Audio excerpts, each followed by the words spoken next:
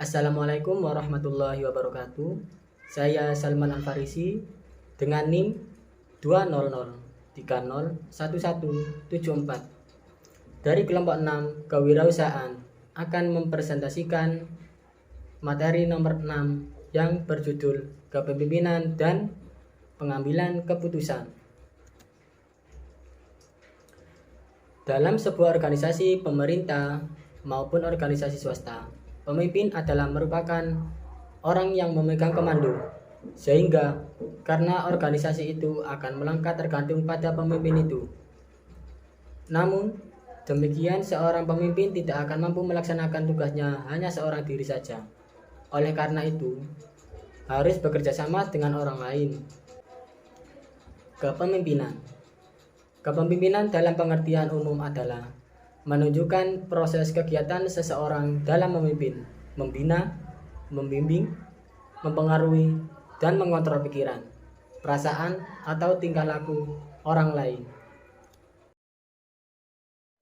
Baik, saya akan melanjutkan presentasi dari Mas Salman, yaitu tipe pemimpin otoriter. Seperti namanya, tipe pemimpin otoriter, sisi baiknya adalah memastikan pekerjaan bisa diselesaikan dengan tepat waktu dan efektif, tanpa banyak alasan. Dengan sisi negatif, yaitu perilaku terhadap anggota atau bawahan cenderung menekan dan memaksakan kehendak supaya mencapai sebuah tujuan. Tipe ketiga yaitu tipe pemimpin karismatik. Sisi positif dari tipe ini adalah anggota atau karyawan akan dengan senang hati melakukan apapun yang dibutuhkan oleh pemimpin. Sedangkan sisi negatifnya mengakibatkan ketergantungan yang tinggi terhadap pemimpin organisasi atau perusahaan akibat kenyamanan yang diberikan.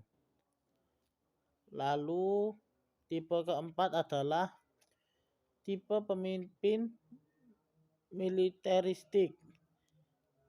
Tipe ini sangat mementingkan kedisiplinan tingkat tinggi.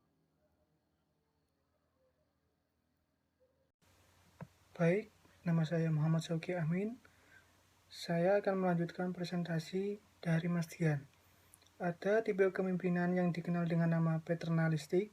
Penjelasan mudahnya, tipe pemimpin ini akan selalu memperlakukan bawahannya seperti pemula, yang segalanya harus diajarkan, dipandu, dan dikontrol sesuai keinginan atasan. Bisa jadi tipe pemimpin ini memiliki perfeksionis dalam bekerja, yang juga diinginkannya bisa dilakukan anggota atau karyawannya.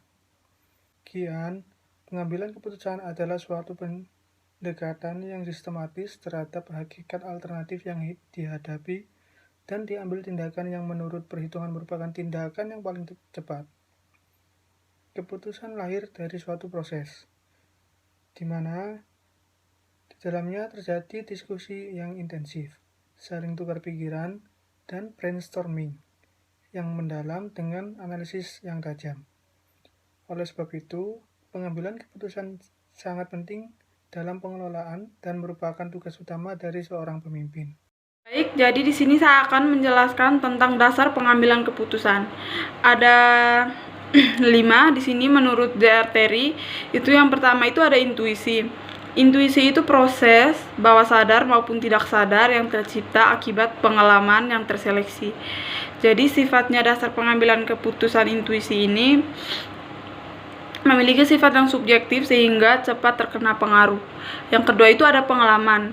Pengambilan keputusan berdasarkan pengalaman ini memiliki manfaat bagi pengetahuan praktis. Karena dari pengalaman kita bisa memperkirakan keadaan sesuatu, dapat mempertimbangkan untung ruginya, baik buruknya keputusan yang diusulkan. Karena dari pengalaman kita dapat menduga-duga masalahnya walaupun dengan melihat sesaat saja. Di sini saya akan melanjutkan presentasi dari teman saya. Nah, di sini saya akan membahas tentang peran kepemimpinan. Baik, langsung saja. Peran kepemimpinan itu bisa diartikan sebagai seperangkat perilaku yang diharapkan oleh seseorang sesuai dengan kedudukannya sebagai pemimpin. Misalnya dapat kita contohkan seperti Karang Taruna, organisasi Karang Taruna, yang dimana Karang Taruna itu ada ketua, ada anggota. Nah, yang kita akan bahas itu adalah ketua. Nah, dimana peran ketua ini nggak akan jauh lagi dari tanggung jawab ya. Nah, yang dimana ketua itu harus mengambil keputusan dan tanggung jawab terhadap anggota-anggotanya atau hasil-hasilnya.